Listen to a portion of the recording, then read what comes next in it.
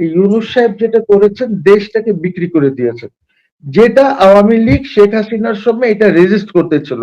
শেখ হাসিনার সময় এই যে ডিফেন্স এগ্রিমেন্টস গুলি, যেগুলি অনেক দিন থেকে চাপ দিচ্ছিল, তারা বছর 10 বছর থেকে চাপ দিচ্ছিল কিছু ডিফেন্স এগ্রিমেন্টস এর জন্য, বাট হাসিনা ওয়াজ রিজেক্টিং, ওটাকে রেজিস্ট করতেছিল। কিন্তু ইউনূস সাহেব এসে এইগুলি, বিকজ উনি তো ওদেরই লোক, এরা সব ওদেরই লোক, খলিল টলিল। এখন আশ্চর্য ব্যাপার হয়ে গেল, যেখানে খলিল সাহেব is involved in signing the trade deals বা এইগুলি করার মধ্যে, উনি কিভাবে এইখান থেকে বের হয়ে আসবেন, কিভাবে উনার ফরেন পলিসিটা উনি চালাবেন এখানে? It's not possible, it's just not possible. So আমরা এইটা তো আমাদের এখানে কোনো উইন উইন সিচুয়েশন না, আমাদের এটা টোটাল লুজিং। আমার উপরে 19% ডিউটি থাকলেও এটা ভালো হতো, অ্যাটলিস্ট আমাদেরকে এইসব করতে হতো না, এই যে 1500 আইটেম ইম্পোর্ট করতে হতো না। এই 1500 আইটেমের উপরে কোনো ডিউটি আমি নিতে পারবো না। আমি ডিউটি না নিলে আমার প্রবলেম যেটা হচ্ছে সেটা হলো যে আহ, আহ, আমার ইন্টারনাল রেভিনিউ জেনারেশন হবে না ঠিক করে, তাহলে আমাকে বড়োইং এর উপরে থাকতে হবে সব সময়। দেখেন লাস্ট গভর্নমেন্ট যেটা ছিল, তারাও 23-24 হাজার কোটি টাকা না 25,000 কোটি টাকা বড় করে গেছে, লোন নিয়েছে। কিসের জন্য নিয়েছে? প্রোডাক্টিভ কাজের জন্য নেয় নাই, এটা ডেড ইনভেস্টমেন্ট হয়েছে। Yunus was a bad choice for the country. এবং এই পুরা যে জিনিসটা হয়েছে, যারাই ইনভলভ ছিল তারা কিন্তু আজকে দেশকে ধ্বংসের দিকে নিয়ে গেছে। আসসালামু আলাইকুম, আমি আতিক রহমান পূর্ণিয়া, পরিষদের পূর্ণিয়ার খোঁজ পূর্ণিয়ার ভিউ ফেসবুক পেজ এবং ইউটিউব পেজে স্বাগত জানাচ্ছি। আমাদের নতুন সরকারের যাত্রা শুরু হয়েছে, সেই সরকারের যাত্রাকালে আমরা এক বিরতি দিয়ে আমাদের এই আলোচনা অনুষ্ঠানে আবারও আমন্ত্রণ জানিয়েছি আপনাদের সবার পছন্দের প্রিয় আলোচক, বিশ্লেষক, বিশিষ্ট আইনজীবী, দেশের অন্যতম খ্যাতিমান আইনজীবী এবং বাংলাদেশ মুসলিম লীগের কর্ণধার জনাব অ্যাডভোকেট মহসিন রশিদ। মহসিন রশিদ, আপনাকে স্বাগত জানাচ্ছি দর্শকদের পক্ষ থেকে। আজকে আমরা যে সময়টা আলোচনা করছি, এই সময়টায় একটা হট কেক আমরা এর আগের রাতে দেখেছি, যে দুজন শক্তিশালী রাষ্ট্রপ্রধান, রাষ্ট্রের দুজন প্রধান, একজন ছিল আমেরিকা, একজন ব্রিটেনের প্রধান, কিয়ার স্টারমার এবং ডোনাল্ড ট্রাম্প, আমাদের নতুন প্রধানমন্ত্রী তারেক রহমানকে চিঠি লিখেছেন। তারেক রহমানের চিঠিটা সবচেয়ে বেশি আলোচিত হচ্ছে। সেই চিঠিতে সরাসরি ট্রাম্প, ব্যতিক্রম অনেকটা, যে অভিনন্দন বার্তা সাধারণত এই ধরনের ভাষা বা এই ধরনের বিষয়গুলো উঠে আসে কিনা, তিনি বাংলাদেশের সাথে বাণিজ্য চুক্তির কথা বলেছেন, যে চুক্তি বাস্তবায়ন যেটা বিএনপি সরকার করেনি, যেটা প্রচন্ড বিতর্ক এবং সমালোচনার মুখে ইউনূস সরকার করে গিয়েছে। তিনি এও ফাঁস করে দিয়েছেন যে ইউনূস সরকার সম্ভবত একটি অস্ত্র কেনার চুক্তিও করে ফেলেছে। তিনি অভিনন্দন বার্তায় লিখেছেন যে যুক্তরাষ্ট্র অত্যাধুনিক অস্ত্র দিয়ে আমরা সুসজ্জিত হতে পারবো। জনাব মহসিন রশিদ, আপনার কাছে পুরো বিষয়টি আমি একটু পর্যালোচনা জানতে চাই, যে এটা বিশ্লেষণ করলে কি দাঁড়ায়। ট্রাম্পের চিঠিতে শক্তিশালী যে একটা শব্দ আছে, এগুলোর মিনিং আমরা কি? দেখেন, ওর যে সেকেন্ড প্যারাগ্রাফটা আছে, ওই সেকেন্ড প্যারাগ্রাফটা খুব সিগনিফিকেন্ট। সেখানে সে সবকিছু বলে দিয়েছে, এবং এই বলার মধ্যে যে মোস্ট ইম্পর্টেন্ট জিনিসটা আছে সেটা হলো যে আপনার সভরেন পলিসি বানানোর কোন ধরনের ইয়ে নাই, আপনাকে ওদের সাথে, আমেরিকার সাথে অ্যালাইন করে পলিসি বানাতে হবে। এবং ধরেন সেখানে আপনার আছে ট্রেড এন্ড ইকোনমির ব্যাপারে বলা আছে, কোঅপারেশনের কথা বলা আছে। এইটা তো ইটস এ ডান ডিল। এই ডান ডিলটা তো আপনি রিনেগোশিয়েট করতে পারবেন না। এবং এইটা খুব সিগনিফিকেন্ট ইন দ্য সেন্স যে দেখেন আপনাকে ট্রেডে কি দিয়েছে, আপনাকে গার্মেন্ট সেক্টরের জন্য বলেছে যে যদি কটন আপনি ইম্পোর্ট করেন তাহলে জিরো ট্যারিফ, যদি ইউএস কটন, ইউএস র মেটেরিয়াল দিয়ে করেন তাহলে জিরো ট্যারিফ হবে, আর না হলে 19% ট্যারিফ থাকবে। কিন্তু তার সাথে আমার জন্য তো 80% আরএমজি সেক্টর যেটা আছে, 80% রেভিনিউ আমাকে দেয়, ফরেন ফরেন ফরেন কারেন্সি আমরা পাই ওদের 80% ইসব থেকে, আরএমজির থেকে। কিন্তু আমাদের লসটা কোথায়? আমাদের লসটা হলো যে আমাদেরকে সেখান থেকে ইম্পোর্ট করতে হবে গরুর মাংস, অ্যাভোকাডো, এইসব জিনিস। ওইখান থেকে আমরা ইম্পোর্ট করতে হবে জিরো ট্যারিফে। এরকম আরো অনেক কিছু, ইটস আ বিগ লিস্ট, 1500 আইটেমের লিস্ট আছে, 1500 আইটেমস, এইগুলি আমাদেরকে ইম্পোর্ট করতে হবে। এই ইম্পোর্ট যখন আমরা করব, তো সিগনিফিকেন্ট জিনিসটা হচ্ছে যে ডিউটি ফ্রি ইম্পোর্ট যখন করবেন তখন আপনি এখানে ডিউটি কালেকশন করতে পারবেন না, ডিউটি ফ্রি আসতেছে, তাহলে আপনার ইন্টারনাল রেভিনিউ জেনারেশনটা হবে না। বিকজ আপনারা জানেন যে আমাদের income tax is about 15-20% total আমাদের যে রেভিনিউ জেনারেশন হয়, বাট 80% এর মতন বা কিছু কম তার চাইতে আমাদের রেভিনিউ জেনারেশনটা হয় ডিউটিজ, ভ্যাট। এবং যদি 1500 আইটেমস ডিউটি ফ্রি আপনি নেন আমেরিকার থেকে, তাহলে এইগুলির উপরে কোনো ডিউটি আসবে না। ডিউটি না আসলে আপনার ওই রেভিনিউ কালেকশনের কি হবে? আপনি গার্মেন্টসে যা আর্ন করবেন জিরো ট্যারিফ দিয়ে, সেগুলি তো সব এই ইম্পোর্টে চলে যাবে আপনার। ইটস আ ভেরি ব্যাড চুক্তি যেটা এরা করে গেছে। তারপরে ওই লেটারের মধ্যে আবার ডিফেন্স এন্ড স্ট্র্যাটেজিক অ্যালাইনমেন্টের ব্যাপার আছে। সেটা হলো যে আমাদেরকে ডিসিসিভ অ্যাকশন নিতে বলেছে মাননীয় প্রধানমন্ত্রীকে, যে কমপ্লিট রুটিনটা ঠিক করতে, ডিফেন্স এগ্রিমেন্টস যেগুলি আমাদের রুটিন ডিফেন্স এগ্রিমেন্টস যেগুলি আছে, এই ডিফেন্স এগ্রিমেন্টস গুলি আমাদেরকে করতে বলেছে। সো দ্যাট ইজ, এটা কি সিগনিফাই করে যে বাংলাদেশ বলতে চাচ্ছে যে Bangladesh will be a player in the Indo Pacific strategy, আমাদেরকে নিচ্ছে।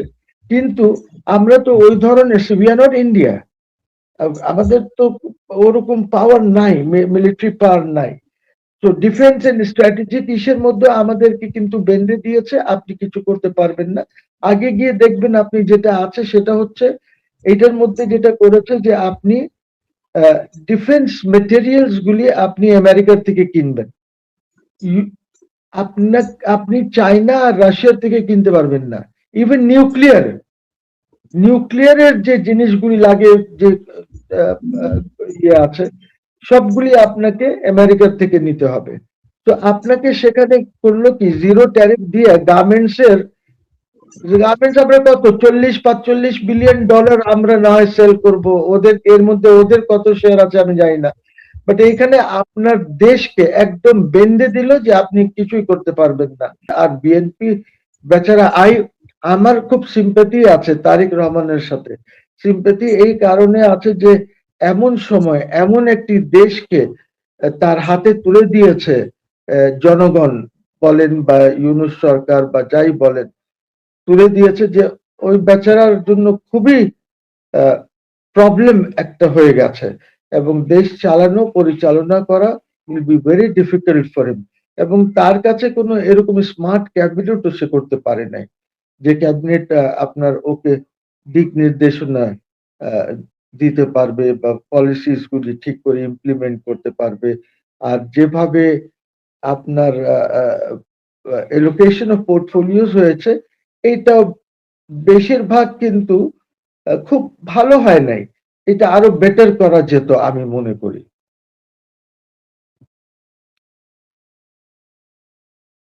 হ্যালো, জি, হ্যালো।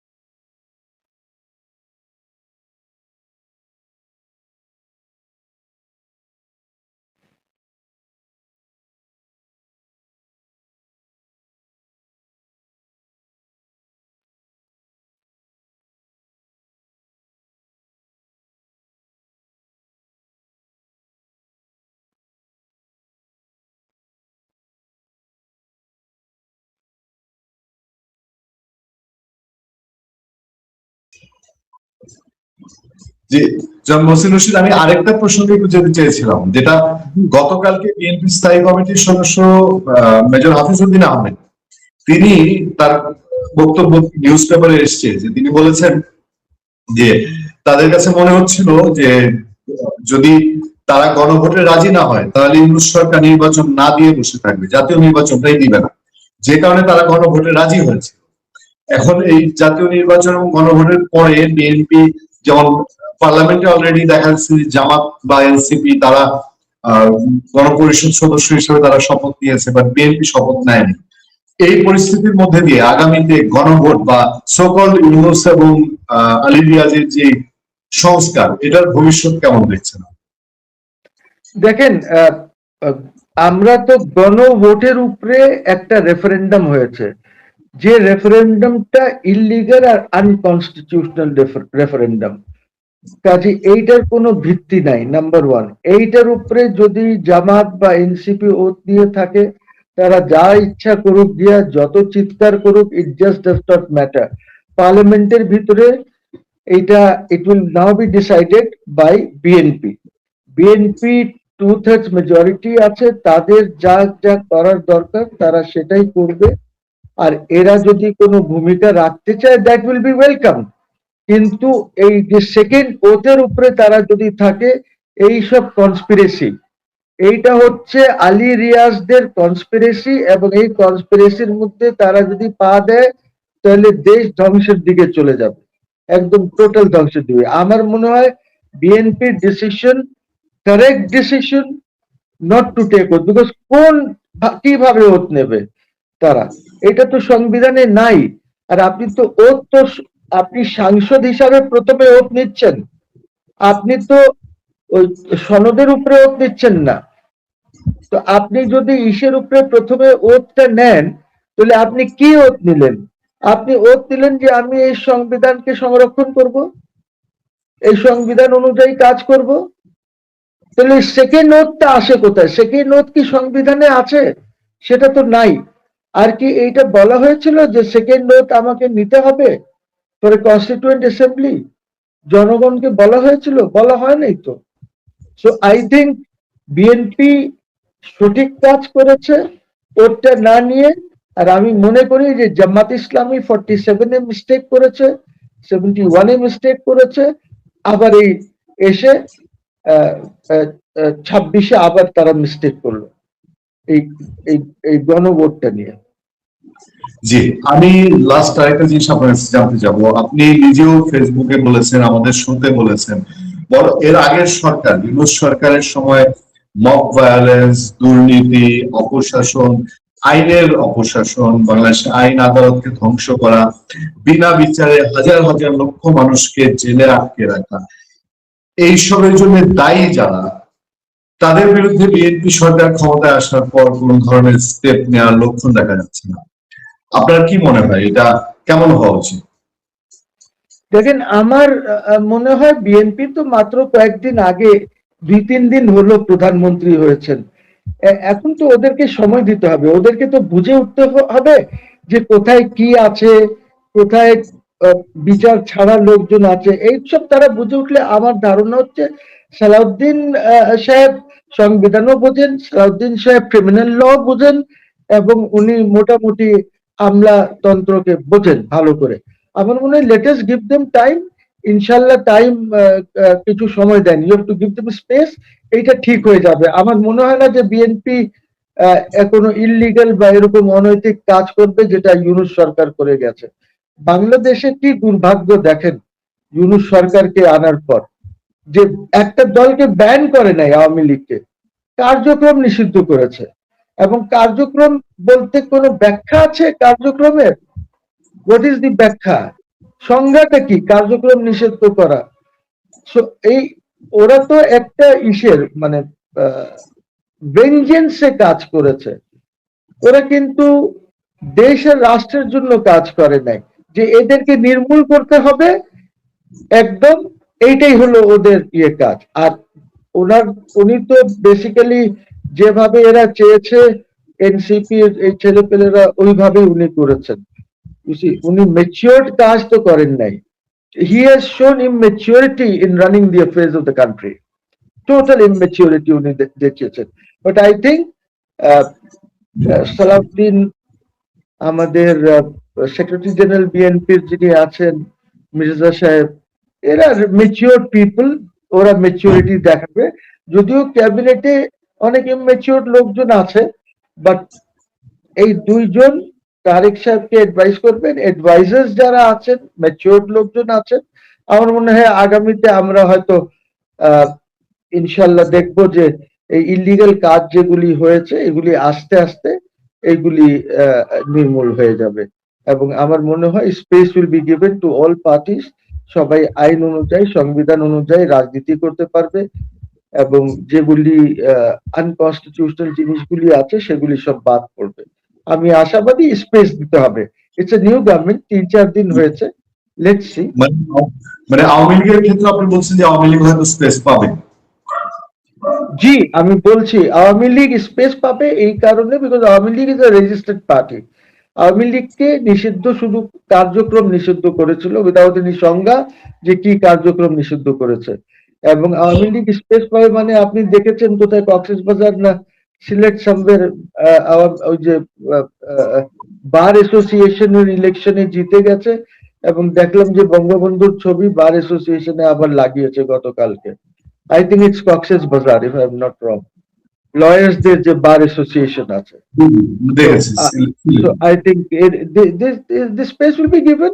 আসেন না, দেখেন আওয়ামী লীগ হোক বা যেই হোক, সবাই চায় দেশকে এগিয়ে নিতে। আমরা চাই ডেভেলপমেন্ট, আমরা চাই পার ক্যাপিটা ইনকামটা বাড়ুক, আমরা চাই যে না খেয়ে কেউ যেন মারা না যায়। এইটাই তো জনগণের চাওয়া। আমাদের একটা ভালো শিক্ষানীতি হোক, আমাদের স্বাস্থ্য নীতি যেন ভালো হয়। এই দিস আর দ্য থিংস। একটা কমন ম্যান কি চায়? কমন ম্যান তো এর চেয়ে বেশি কিছু চায় না। কমন ম্যান তো চায় না যে সে লক্ষপতি হবে, কোটিপতি হবে, তো চায় না। সে 3 বেলা ভাত খেতে চায়, স্বাস্থ্য সুরক্ষা চায়, এবং সে চায় যে আমার বাচ্চারা এরা পড়াশোনা করতে পারে, যেন ভালো ভাবে পড়াশোনা করতে পারে, ভালো জায়গায় পড়াশোনা করতে পারে। এই তো, এই ছাড়া তো আর পাবলিক তো খুব বেশি কিছু চায় না আপনার কাছে।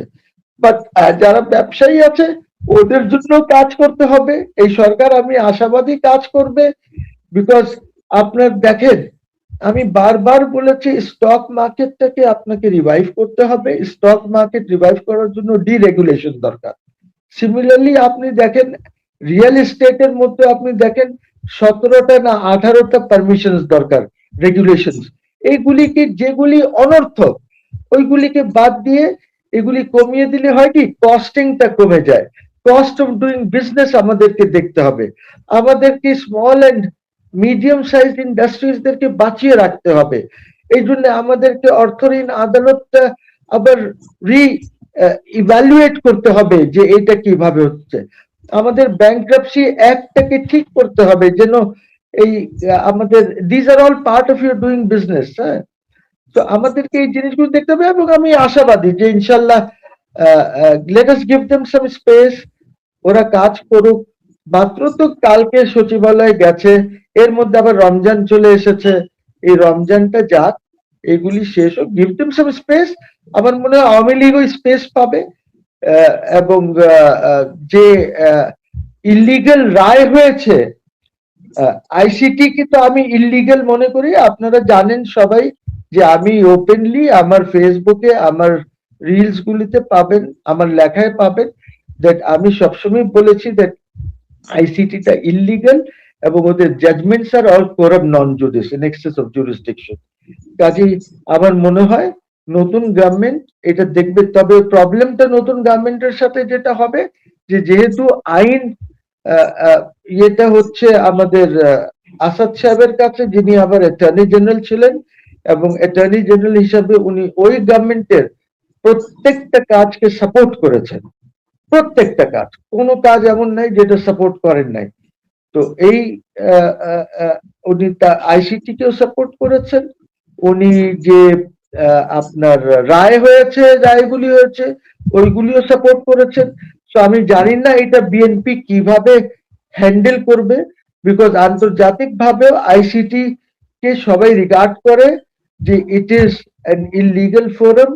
এইটার যে কার্যকারিতা ছিল, যে সেটা ছিল টু ট্রাই দি পাকিস্তানি 193 পার্সনেলস যারা জেনোসাইড করেছিল বাংলাদেশে, ওইটাই ছিল, ওই ভিত্তিতে ওইটার জন্যই করা হয়েছিল। এবং যারা বাংলাদেশি ইনভলভ ছিলেন ওর মধ্যে ধরেন যারা আল বাদার, আল শামস বা অন্য যারা ছিলেন ওদের জন্য কোলাবোরেটরস অ্যাক্টের আন্ডারে একটা ট্রাইব্যুনাল করা হয়েছিল। কিন্তু আমরা এখন যেহেতু কোলাবোরেটরস অ্যাক্টের ট্রাইব্যুনাল যেটা ছিল সেখানে সব আইনগুলি like criminal procedure code, evidence act সবগুলি লাগু ছিল, কিন্তু আইসিটি তে এইগুলি লাগু ছিল না। বিকজ আইসিটি তে করা হয়েছিল ওই যে নিউরেমবার্গ ট্রায়াল যেটা হয়েছিল ওইটাকে সামনে রেখে।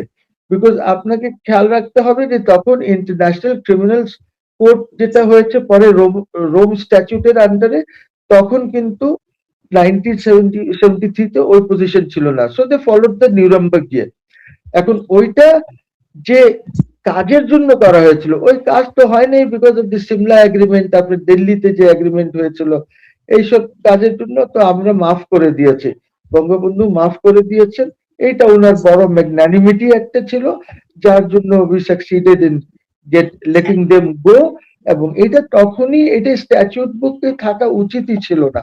কিন্তু আমার এখানেও পাকিস্তানে, ইন্ডিয়াতে, ইভেন আমেরিকাও দেখা যাচ্ছে যে অনেক পুরান পুরান এরকম আইন যেগুলির কোনো প্রয়োজন নাই সেগুলি থাকে, পরে একজন লোক এসে হয়তো বলবে এই 200 বছর আগে এই আইনটা ছিল, হ্যাঁ এই আইন তো এখনো বলবৎ এই আইনে।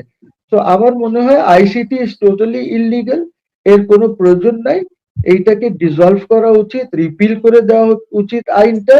এবং যে জাজমেন্ট হয়েছে this is quorum non judice. আমি মনে করি BNP will do a good thing যদি বিএনপি এটা আইসিটি কে রিপিল, আইসিটি কে ডিসলভ করে দেয়, ডিসলভ করে প্রয়োজন বোধে যদি ওনারা মনে করেন তাহলে একটা নতুন আইন করে নতুন ট্রাইব্যুনাল তারা করতে পারেন যেখানে বাংলাদেশের আইন সবগুলি প্রযোজ্য হবে। এটা দ্রুত নিষ্পত্তির জন্য এটা করতে পারেন। সো বাট এইটার কোনো প্রয়োজন নাই, এইটা আমি বারবার বলেছি, সবসময় বলেছি। আপনাকে এলএনজি টেলএনজি সব ওদের থেকেই নিতে হবে। হ্যাঁ, there is a whole list of it. So এই জিনিসটা যেটা হয়েছে যে আমি একটু স্টাডি করতেছিলাম যে এটার ইমপ্লিকেশনস আমাদের জন্য কিন্তু খুবই খুবই খারাপ ইমপ্লিকেশনস। যেমন আমাদের ফরেন পলিসি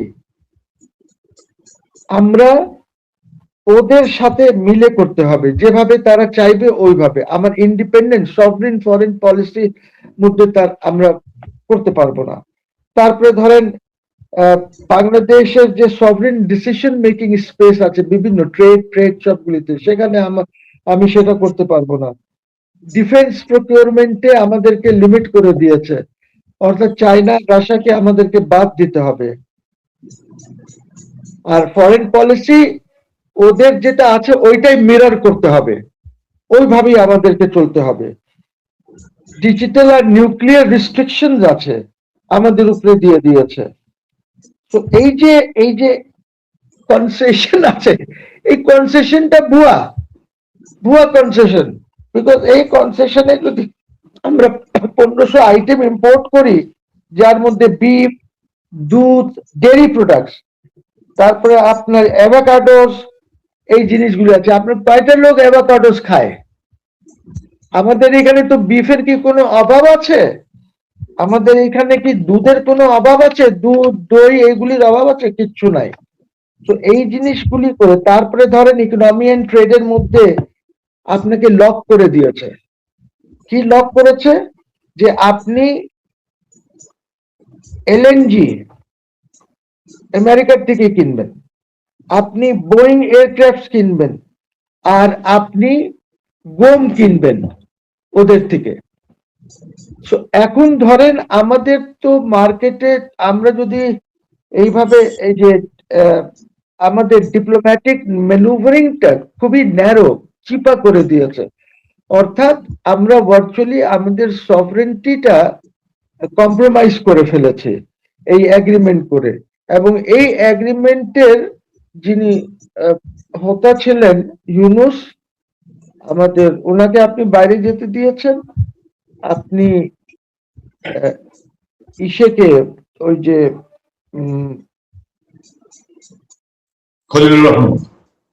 খলিলুর রহমানকে রেখেছেন, ওই আরেকজন যে আকিজের বশিরউদ্দিন, হ্যাঁ বশিরউদ্দিন হ্যাঁ আকিস, ওকে আকিব। আপনি ও ও সে খলিল, এরাই তো হোতা এই যে ট্রেড ডিল করে এসেছে, জি বাংলাদেশকে এভাবে হ্যান্ডকাফ করে দিয়েছে, আপনার মুভমেন্ট গুলি ফরেন পলিসি হোক ট্রেড হোক একদম রেস্ট্রিক্ট করে দিয়েছে। সো এই জিনিসটা তো খুবই খারাপ হয়েছে। তারপরে আপনার এই যে আহ, এটাতে আমার আরএমজি সেক্টরের কি হলো, ধরেন 0% যদি আপনি কটন ইম্পোর্ট করেন ইসের থেকে, তা আপনার তো কটন ইম্পোর্ট করার আপনি অনেক জায়গা ছিল, আপনি কটন অনেক জায়গা হয়, এই যে এই এলাকা যে কি বলে আপনার উজবেকিস্তান তাজিকিস্তান এই সব এলাকায় প্রচুর কটন হয়। আমার পাকিস্তান, আপনি আবার ইন্ডিয়ার থেকেও কটন নিতে পারেন, আপনি যদি ইন্ডিয়া বা পাকিস্তান থেকে কটন নিয়ে যদি আপনি গার্মেন্টস ম্যানুফ্যাকচার করেন, ইয়ান বানান, ওই ইয়ান দিয়ে আপনি ম্যানুফ্যাকচার করেন, তাহলে আপনার কিন্তু ওই যে 19% ডিউটিটা থেকে যাচ্ছে। তো আপনাকে সে ফরেন পলিসিতে বেঁধে দিল, আপনাকে সে ট্রেডে বেঁধে দিল, আপনার আপনাকে কিনতেই হবে 1500 আইটেম ওদের থেকে, আপনার প্রয়োজন হোক বা না হোক। ধরুন অ্যাভোকাডোস কে খায়, আমার এইখানে কয়েকজন খায়, ঠিক আছে আমরা কিছু এদিক ওদিক হয়তো কিছু খাই, কত রিকোয়ারমেন্ট আছে অ্যাভোকাডোতে, আমাদের কি কোনো দুধ আর ইসের লোকাল অভাব আছে? বিফ আমরা কেন কিনবো? বাট এখন আপনাকে কিনতে হবে। সো মিলিয়ন্স অফ ডলার্স তারা কিন্তু আপনার এইখান থেকে নিয়ে যাবে। তো আপনার ওই 30-40 বিলিয়ন ডলার গার্মেন্টসে যে আপনি আর্ন করবেন, ওইটা তো ইনএফেক্টিভ হয়ে যাবে, বিকজ আপনার তো এখান থেকে সব চলে যাবে। তাই দুই ভাবে আপনাকে মারলো, একভাবে যে আপনাকে ইম্পোর্ট ওদের থেকে করতে হবে, আইটেম বলে দিয়েছে 1500 আইটেম আছে, এর মধ্যে এলএনজি ফেলএনজি সব ইনক্লুডেড আছে, আপনি চায়না আর রাশিয়ার থেকে কিছু কিনতে পারবেন না। এই যে ডিফেন্স ইকুইপমেন্ট যেগুলি যেগুলি আমরা করতেছিলাম, যে এখানে ফ্যাক্টরি বানাচ্ছি আমরা, ড্রোনের ফ্যাক্টরি বানাচ্ছি আমরা, ওই যে পাকিস্তান আর চায়নার যে ওই যে J-17 নাকি যে এয়ারক্রাফট আছে, এইটা যুদ্ধ বিমান, এটা কিনতে চেয়েছিলাম। এই জিনিসগুলি আপনি এখন পারবেন না, এখন আমেরিকান নিয়েটা কিনতে হবে। এখন আমেরিকার থেকে কিনলে আমরা এইখানে একটা জিনিস যদি 100 টাকায় পাই চায়নার থেকে, আমেরিকা থেকে আপনাকে সেটা কিনতে হবে 500 টাকায়, বিকজ ওদের ইয়েটা অনেক কস্টলি, ধরেন যে জেটস গুলি আছে, যদিও তো তো আমেরিকান আমার প্রোডাক্ট আমেরিকান প্রোডাক্টস এর কস্টলি, সো বিকজ ওদের এখানে যে লেবার কস্ট টস্ট মিলিয়ে সব কস্টলি হয়ে যায়। তো আপনাকে এইখানে লক করে দিল, ফরেন পলিসিতে লক করে দিল, আপনি চায়নার থেকে কিছু কিনতে পারবেন না। তো আপনার এই নেগোসিয়েশন যেটা হয়েছে, এটা খুবই খারাপ হয়েছে। Thank you very much, thanks a lot. আপনাকে অশেষ ধন্যবাদ এবং দর্শকদের পক্ষ থেকে ভালো থাকবেন, সুস্থ থাকবেন। এর মধ্যে দিয়ে আজকের অনুষ্ঠান শেষ করছি, নিশ্চয়ই দেখা হবে। ভালো থাকবেন।